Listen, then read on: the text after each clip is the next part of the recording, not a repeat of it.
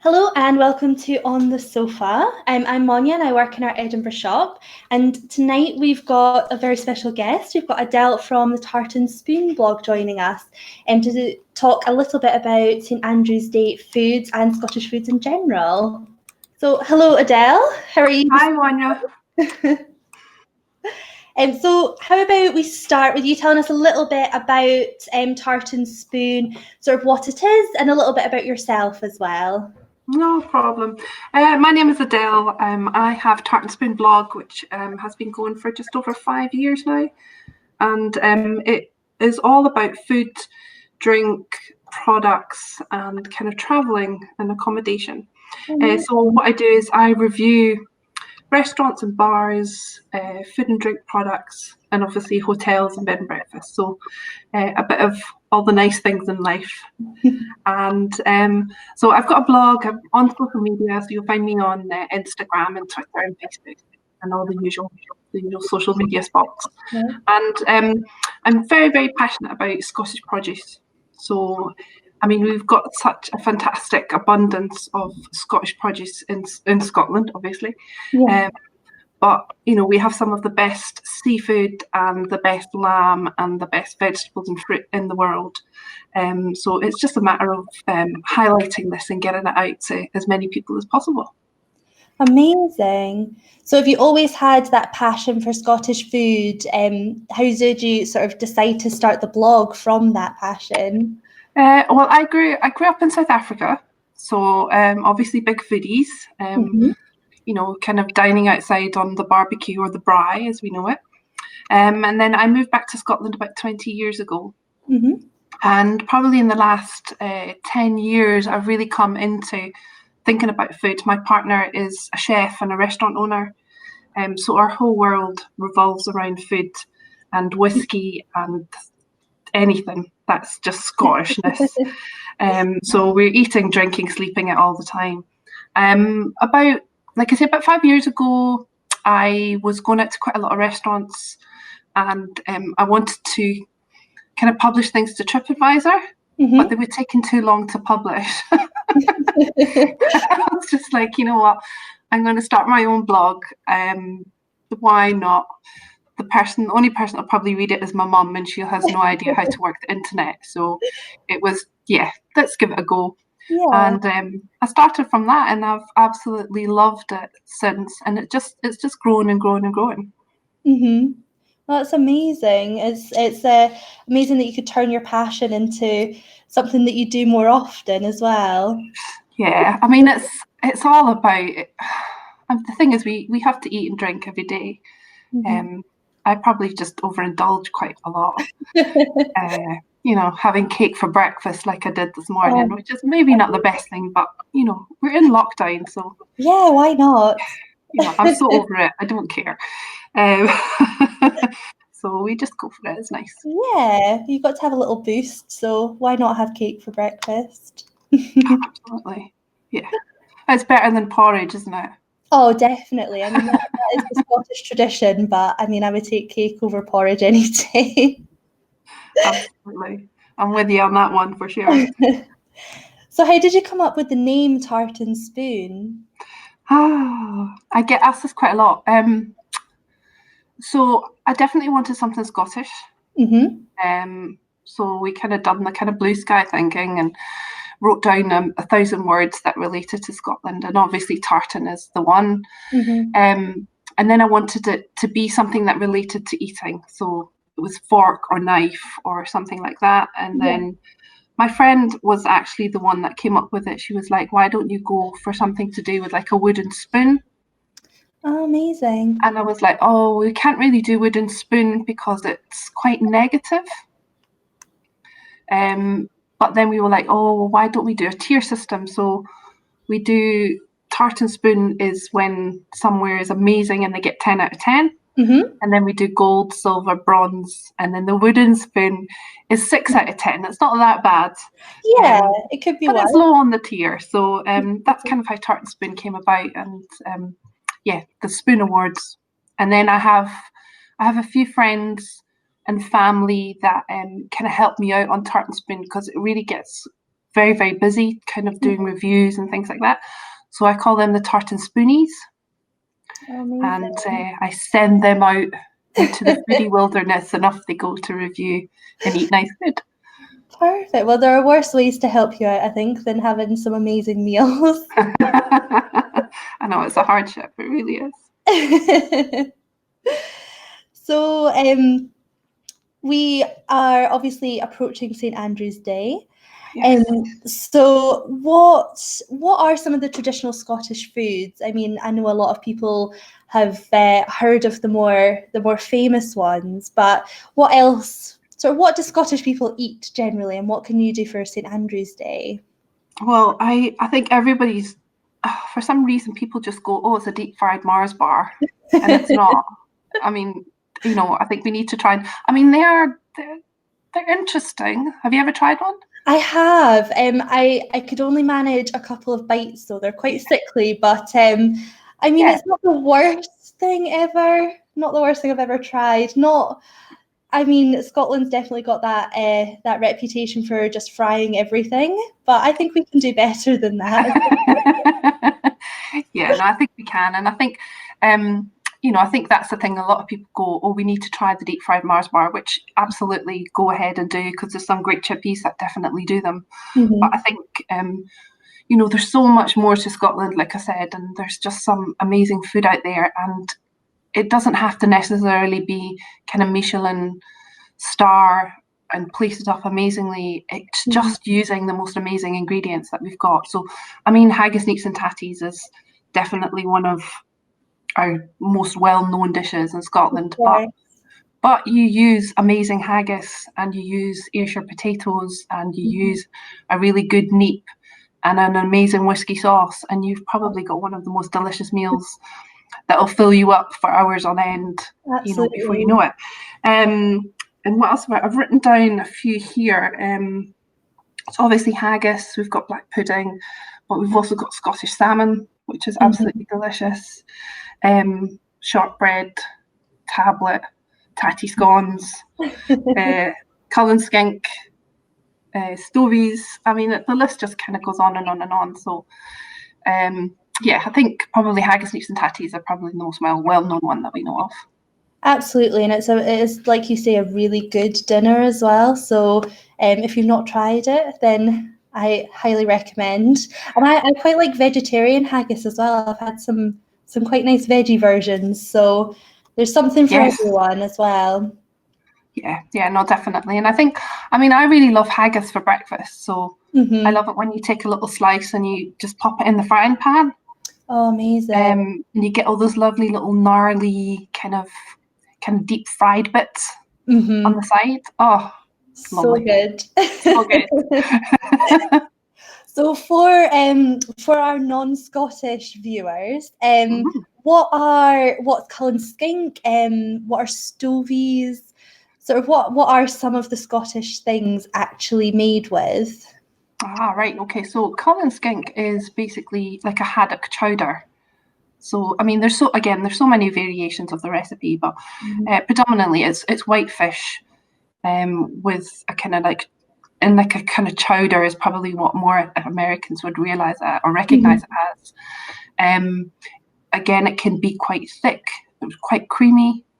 There's potatoes and leeks in there, depending on the recipe that you're using. With a big chunk of bread, it makes for a great night in front of a fire with a dram. Absolutely. Stovies, again, to me is a bit of a controversial one, because I make stovies the way my mum makes stovies. And that is basically onions and potatoes that have been boiled down until they don't exist anymore. And then you kind of de-skin the sausage and put little lumps of the sausage into that, and you just let it, and lots of pepper, and you kind of just let that cook away. But a lot of people make it with gravy, and they add the gravy into that, which I don't traditionally. I've never had it with gravy, but I know a lot of people do. So again, I think it depends on which area from Scotland you're from, and kind of what you're used to kind of tradition-wise within your family, what people have done. Yeah. But again, a lot of the Scottish recipes are quite stodgy, aren't they? I mean, they stick to your ribs. No, but I think that's because you're going to be drinking whiskey afterwards. Yeah. So, yeah. Wash it all down with a nice dram. I always remember, for me, stovies is like you say, without the gravy, and I always sat and ate it out of a polystyrene cup at my brother's rugby matches in the cold. Oh yes. So that to me is how you traditionally eat it, and I know it doesn't sound very appealing, but that was my favourite. So Oh, I'm telling you, I'm there with you, Monja. I tell you, and especially when they're kind of just cooling a wee bit. Oh, amazing! And you get that wee bit, and you get the little bit of. That sounds really terrible, doesn't it? But you get that little bit of kind of. It's almost quite loose, where the potatoes gone quite loose with the nice taste of the onion, and then you hit the jackpot with the little bit of sausage. Absolutely. Oh, it's so good. Oh, I'm gonna have to make stovies this week now. I know I might need to have a second lunch. So for St. Andrew's Day, I know a lot of people do more of like a sit-down meal, and maybe like a 3-course, and they pair it with whiskies or even with a bit of Scottish gin. So what would you recommend for somebody maybe wanting more of a formal dinner?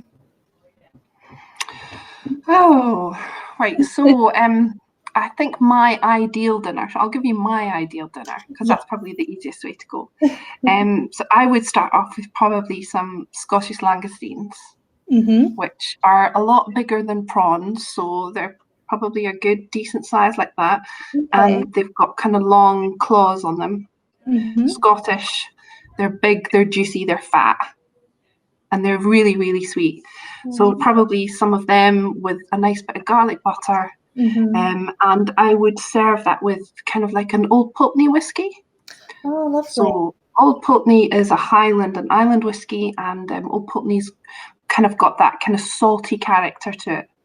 So langoustines from the sea, Old Pulteney with the kind of salty character.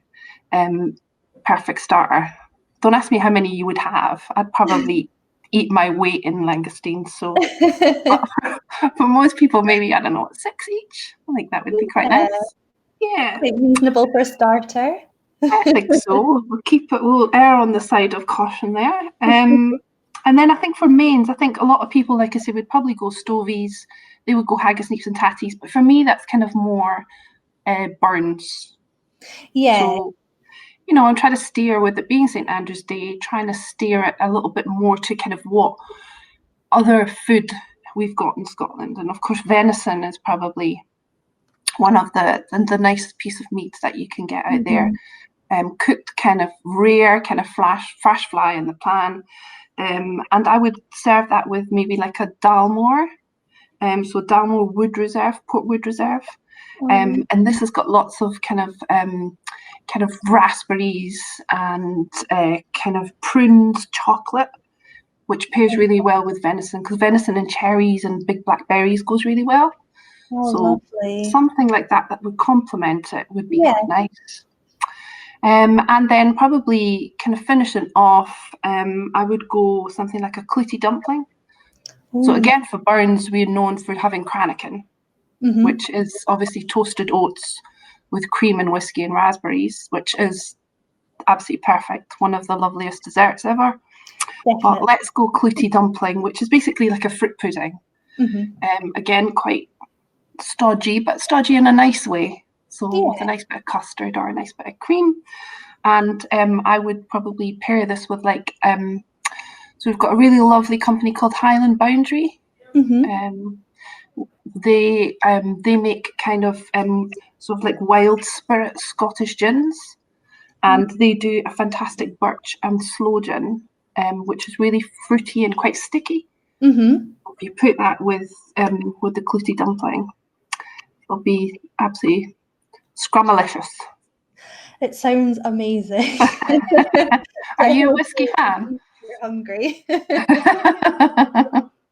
Do you like whiskey, Monja? I do. I'm very partial to a wee whiskey, and I do quite enjoy it with a bit of ginger wine as well. Oh, that sounds nice. Oh, it's really good. Especially now it's getting chilly and it's darker in the evening, a little whiskey and ginger is really good. Scotland's just meant for the darker months, isn't it? It is. It is. I think that's when it feels really Scottish and when you can get all cozy at home with your tartan blanket and eat all the stodgy food. We stock up for the winter and then we go lean in the summer. Well, that was the plan anyway, but it didn't work this year. This year's not quite gone to plan in any way. So yeah, I don't feel bad at all. Yeah, no, it's needed. We need some happy food to raise our spirits at this time, I think. So definitely. So what else what are sort of the produce that Scotland make every year? What's something maybe for people that don't know much about Scottish food, because it's not just haggis that comes out of Scotland. Haggis and whiskey and nothing else. we do other things as well. Yeah. Mm-hmm. So obviously we've got phenomenal seafood. So everything from, like I said earlier, so langoustines to beautiful lobster from the East Coast, to scallops, which are from the Isle of Mull. We have got some of the most amazing fish out there. So we've got halibut and monkfish, and obviously Scottish salmon and sea trout. So an absolute abundance of seafood. But then we have really amazing sort of beef and lamb. So you've got kind of like the belted Galloway. You've got lots of kind of Wagyu beef now that are being grown up in the Highlands. And we've got quite a lot of kind of organic farms out there that are producing some phenomenal organic beef, such as Peelham Farm. Just amazing stuff that they're doing. But Perthshire is probably the kind of heartbeat of all our berries. So that's where you'll get the strawberries and the raspberries and the cherries. And then Ayrshire for potatoes. We've got Isle of Mull for cheese. We've got most of the islands for whiskey and gin. There's just so much coming out. You can have an absolute feast. You could just graze the entire shoreline of Scotland all the way around again and come back to Edinburgh. I mean, it's just phenomenal what we've got. Absolutely. And it's so good as well. You don't really need to look outside Scotland for these things because it's just delicious. And I mean, I always, as a child, would go berry picking with my parents, and it's one strawberry for the basket and one for nibbling as you go around. If you're lucky, that's what if you're lucky. Yeah, I mean, we have just the most amazing little kind of small producers as well. East Lothian, Mid Lothian, Perthshire, Fife, Scottish Borders, Argyll and Bute. So we've got fantastic little small batch craft producers that are doing just fantastic stuff, from jams and chutneys. And every county across the UK has these people that are producing stuff. But we have to support them, and we have to take our hats off to them, because they're using the produce that's out there that they can get hold of, and they're creating something new from it. And some of the stuff is absolutely phenomenal. So we've got, for instance, like I love a little company called the Spice Witch, which are based out in East Lothian, and they do kind of really beautiful chutneys and jams and stuff, and they do a spiced cherry kind of compote that you would put with cheese, or you would put on a cracker, or you would have on a bit of toast. It's a bit of everything, and it's so yummy. It doesn't even get to the cheese with me; it just goes straight from the start. But just so beautiful. I really love what they do. And then you've got stuff like Smashing Eggs, which are an organic egg provider, just outside Edinburgh. We've got places like Tobermory Trout Company, obviously up in Tobermory in the Isle of Mull, Isle of Mull cheese.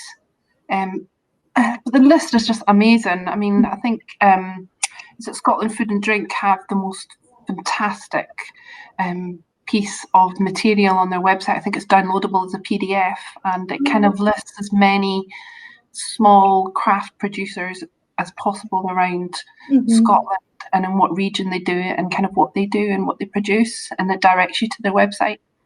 And most of them you're able to kind of purchase online, and then they ship anywhere in the world for you. Oh, perfect. But yeah, they're just, to me, I love going to a farmer's market and just having a wee browse around and seeing who's doing what, with what we've basically got on our doorstep. Well, it's amazing. Just like you say, the amount of different things you can get, like quite locally as well. So it's always better to go and hunt them out and see what you can find. Definitely. Yeah, totally. So is that how you come across these places? Do you quite often just visit different farmers markets and spot people as you go and sort of try out different things, or do you do a bit of research online first to hunt out some new local producers? So it's probably a little bit of a combination of everything. I mean, we've got kind of three really great markets that we go to. So obviously we've got Stockbridge, we've got Leith Market, and then we've got the main kind of Edinburgh Farmers Market. Mm-hmm. Unfortunately, they tend to be very much of the same suppliers that kind of do all three. But usually if I'm on a little trip up to the Highlands or somewhere, I'll either do a little bit of research beforehand, and try and find kind of more out of the way small producers. Yeah. Or if we're there on a weekend and there happens to be a farmer's market on, then we'll go for a little browse. But it's probably just a bit of a foodie adventure travel thing that I do. Yeah. I mean, we do quite a lot of kind of visits to the islands, and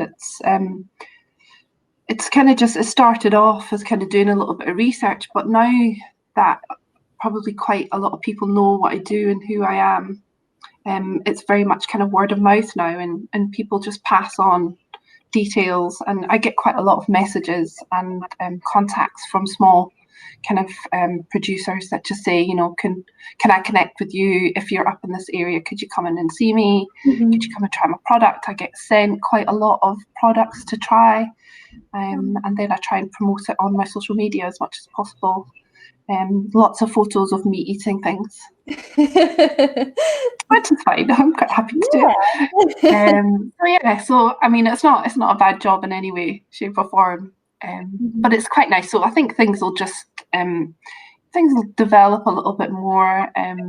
For me having to actually to do all the groundwork to probably a lot of them being reactive and coming to me now. Because I'm just like, I feel like I'm a free resource for small producers to use, to as a step up into that larger platform on social media. So I'm quite happy to put posts out and stories out about people doing amazing things. Yeah, I mean, it's amazing, and it's always good, like you say, to promote these smaller people that are doing incredible things. So it's that I never have heard of before. So I think quite often with the small producers, I find that it's often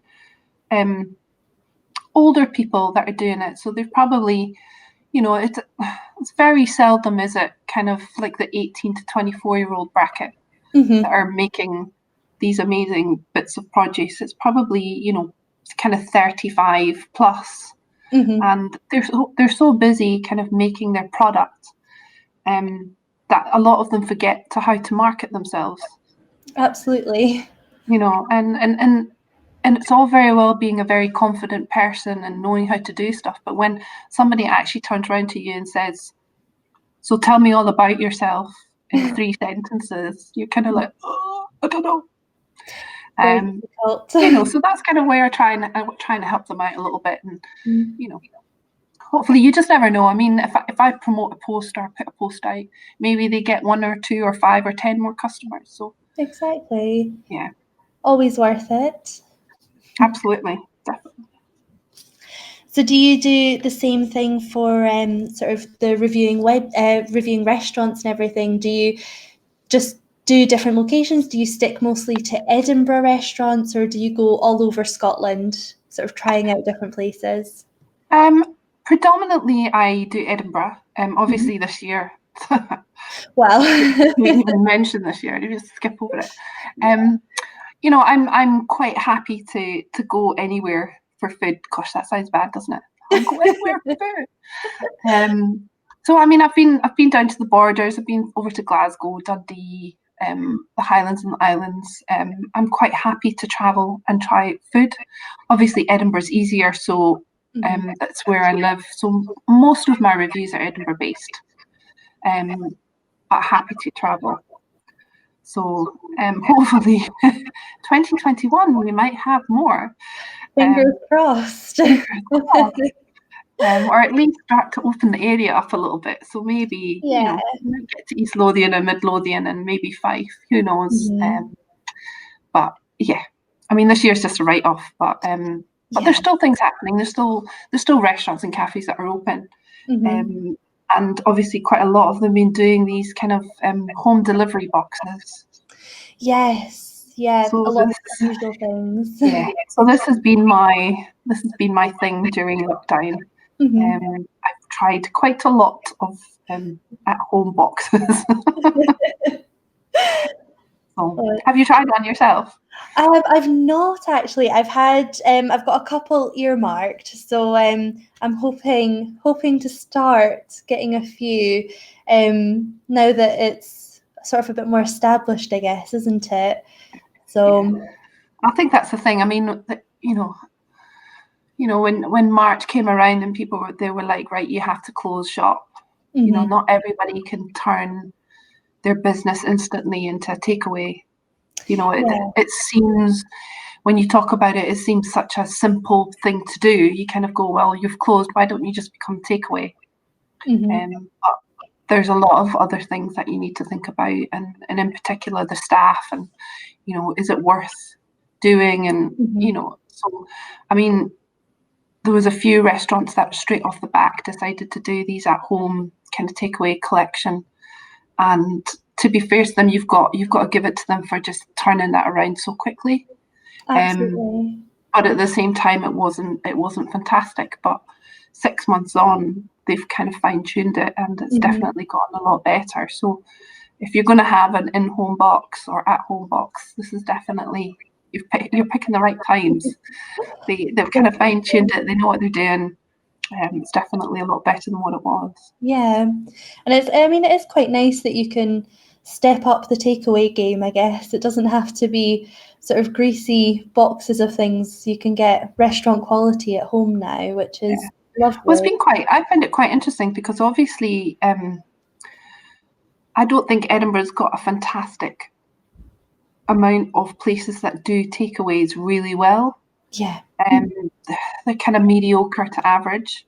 And I think what's happened is that with some of the better restaurants turning to takeaway, those really bad takeaways, they've definitely found that their business has been impacted because people are no longer just willing to accept, like you say, like a greasy box of something or another. Yes. They no longer have the monopoly on that. It's kind of spread out a little bit more. So it's either meant that a lot of takeaways that were original takeaways have either had to step up their game or they've closed themselves. So in a way, it's been quite good because we're now left with some fairly decent takeaways. Exactly. It's maybe a safer option.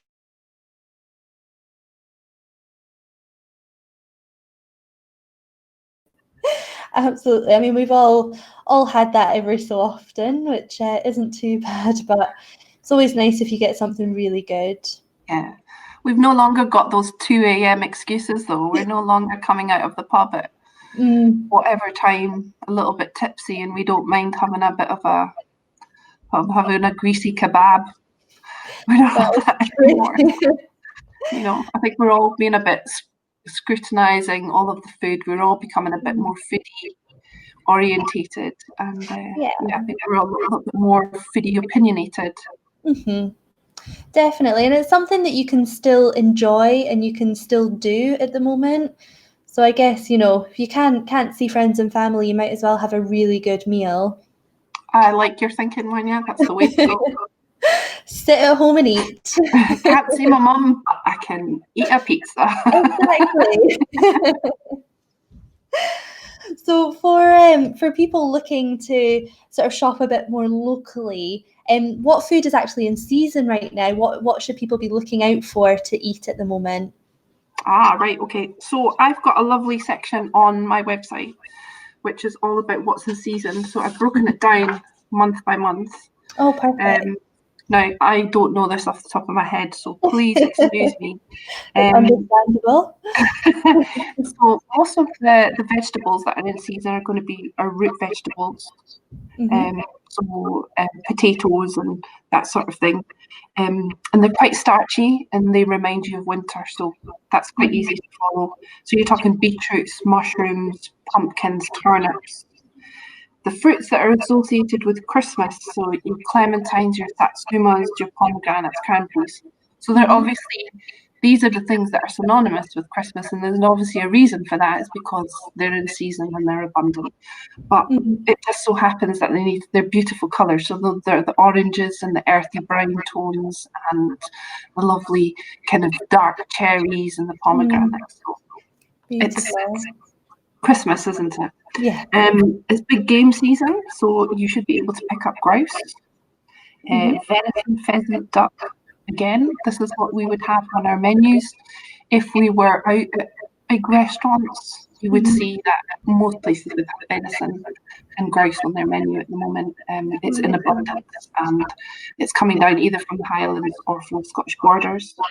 But lots and lots of seafood. So we've got cod and polly and haddock and oysters and mussels. So, Lovely. big menu, big choice. Just dive straight in there.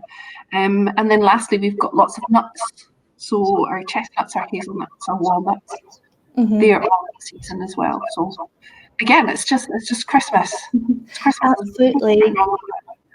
Roasting the chestnuts in December that's what all the songs are about. So yeah, I think those songs were written somebody in Scotland thinking about this. Yeah. Yeah. What's your favourite thing for Christmas? What do you have? Oh, see, I do the typical turkey dinner. Do you? But I think we're having, hopefully a bit of Scottish salmon for starter this year, I think. So and we'll obviously have all of our veggies locally. So yeah, like you say, that the root veg that you can get everywhere, filling up the table. Do you do anything different for Christmas? Like, do you stick traditionally, or do you change it up year to year? Well, we normally have Christmas at my mum's, and my mum's quite traditional. So she definitely loves. So she has melon for starters. Oh, lovely. Which I think it's a bit of an older person's choice. But sometimes we kind of switch it up. So we'll go for like langoustines or a prawn cocktail starter. But for Christmas Day, lunch is always probably lamb, and then gammon. And none of us really like turkey, so I'm quite happy with that. Yeah. So there'll be no turkey. Might have a chicken, but lots and lots of vegetables. So I'm a big Brussels sprouts fan. So lots of Brussels sprouts. And then we always have a trifle for dessert. Oh, lovely. Okay. Yeah. So yeah. Again, my mum's 82. So I think by the time you get to that age, you deserve to eat what you want to eat. Definitely. So I want to be, the best daughter and get all brownie points in the family. So I'm like, yeah, we'll stick with melon and lamb and the trifle. It's the way forward. Yeah. But then I no doubt we come back and we'll have all the little nice nibbles in the fridge, and the cheese platters and the pigs and blankets. Oh, yeah. And those things that you just can't miss. Yeah, that's the thing. Even when you're stuffed with Christmas dinner, then later on you still have to have a little cheese board and a few crackers and a little bit of leftovers. You just go for a wee dance around the room. Yeah. Miraculously, there's room in that big toe can fit another cracker and a wedge of cheese in. I mean, that's what winter's all about anyway, isn't it? Absolutely, yeah. Keeping cozy and stodgy, I guess. I like that, cozy and stodgy. Yeah, I think I always have the Christmas pudding as well. Even I didn't even like it when I was younger, but it was always on the table, lighting it on fire, covered in brandy. So it's just part of the table now. Do you think you like it now that you're older? Your tastes have Yeah, definitely changed, don't they? yeah. I think when I was younger, it just, you want the ice cream and that side of things. So, a pudding of fruit and raisins and everything doesn't really appeal. But yeah, now it's just Christmassy. You have to have it. I definitely like it now. Welcome to Scotland. I know you don't consider what things might seem a bit strange to someone outside of Scotland, food-wise, but it's delicious. Well, I think this is what's so nice about St. Andrew's Day, though, isn't it? For me, St. Andrew's Day is about the start. So it's almost like a lot of people have this big build-up for Christmas, but for me, it's kind of like St. Andrew's Day marks the day that I can start almost planning the Christmas menu. It kind of feels like, right, we're definitely into Christmas now. Yeah. And it's kind of like St. Andrew's Day is like the celebration of all things Scottish, all the best produce and everything that you can find. And it's almost like a starter so that you can start thinking about the Christmas menu. Definitely. And I kind of use St. Andrew's Day as a way of kind of finding out what I want on my Christmas menu. So I'll maybe try a few wee dishes on St. Andrew's Day. And then I'll be like, I can just maybe change that up, or maybe go for prawns instead of langoustines or something, so that you've got kind of Christmas Day planned a little bit more. So trial run is St. Andrew's Day. Absolutely. That's a really good way to see it. And then, of course, you get to try all the whiskies as well. So definitely. Cribs in. That's if you're stuck in lockdown, then might as well do a little sample and try out your different whiskies with your different courses. Totally. I suggest try as many as you can. Just fall down. It's my favorite time of year, definitely, when it starts to get colder and you can get all these delicious foods. Yeah, I think when I grew up in South Africa, it's just hot all year round. So January to December, I mean, that varied 5 degrees maybe, and it was lovely, but you didn't have the change of the seasons. You didn't have that preparation for going between summer and winter, and the food remained the same throughout. Okay. Coming back here, I absolutely love the change of seasons because everything changes. So not only does, the landscape in Scotland, but the way that people dress, the way, in which you cook things, the food, everything just changes. And it's lovely that every 3 or 4 months you slowly progress through from eating salads to eating stodge.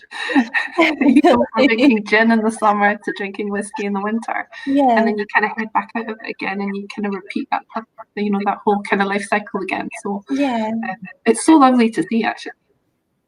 Yeah, I've never considered that, because obviously, then in South Africa they can grow the same produce year round, so it's never really a seasonal thing, is it then? Yeah. And it's all just meat anyway. It's just meat. Fair enough. Sometimes they think about vegetables, but it's predominantly meat. Anything that you can barbecue, they're pretty much happy with, which is not a bad thing. I'm not saying it's a bad thing. But it's nice to have, to go from Scottish, beautiful strawberries in the height of our summer, to then be eating kind of like, venison and grouse in the winter. And it's just absolutely made for the seasons. Yeah, absolutely. I think that's one of the special things about Scotland, which is just wonderful. So, I think we have covered, literally top to bottom of Scotland with a food journey. And like you say, you can on your website then you can see different foods in different seasons. So not just for sort of the November, December season. As we get back into the spring months, then your website's got sort of the new foods coming back in. Yeah, totally. So so I've got it down as monthly. So you'll be able to view what's coming up in January and February and all the way through the year. Perfect. So it's a good place to stop for any occasions coming that you want a special Scottish meal. You can have a wee look on your website for some ideas. Absolutely. Brilliant. So thank you so much for joining us on the sofa tonight, Adele. It's been lovely to chat to you, and I'm definitely going to need to go and have a huge 3-course meal and a whiskey now. I'm so sorry I've made you hungry. Should maybe advise that our viewers haven't eaten before watching. Definitely. Oh, it's been an absolute pleasure. Thank you so much for asking me to join you. I'm not on the sofa, but I've got a comfy chair, so it was lovely to join you, and thank you so much for asking me. Not a problem. So we recommend everyone go and check out the TartanSpoon blog and to follow you on Instagram and your social medias as well. Like you say, for reviews and ideas and supporting local producers and businesses as well. Yeah, that would be wonderful. Please. Absolutely. So thank you, and I'm sure we'll see lots from you soon. Lovely. Thanks so much, Monja. Thank you.